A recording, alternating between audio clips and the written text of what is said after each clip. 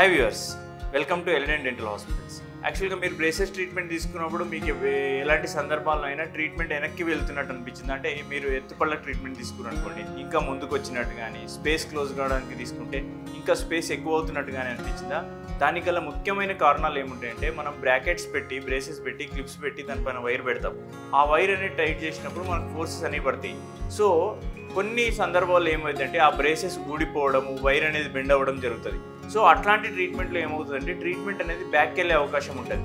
So మళ్ళీ మీరు doctor దగ్గరికి వచ్చినప్పుడు మళ్ళీ ఆ బ్రాకెట్ చేంజ్ చేసి ప్రాపర్ పొజిషన్లో పెట్టి, వైర్ అనేది ప్రాపర్ పొజిషన్లో పెడితే మళ్ళీ ట్రీట్మెంట్ సరైన పద్ధతిలో వెళ్ళే అవకాశం ఉంటుంది.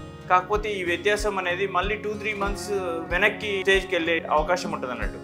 సో ఆ రకంగా ఉండకుండా మీకు ప్రాపర్గా ట్రీట్మెంట్ అవ్వాలనుకుంటే మీరు బ్రేసెస్ అనేది అంత ఈజీగా ఊడిపోకుండా, వైర్ బెండ్ అవ్వకుండా చూసుకోవాలంటే టూ హార్డ్ థింగ్స్ అనేటివి మనము తినకుండా కొంచెం సాఫ్ట్గా, ఈజీగా నమ్మలేటి వస్తువులు కనుక తింటే కనుక మీకు ఇట్లాంటి ఇబ్బంది ఉండదు. Thank you. నేను doctor Charan Kumar from Elident dental hospitals.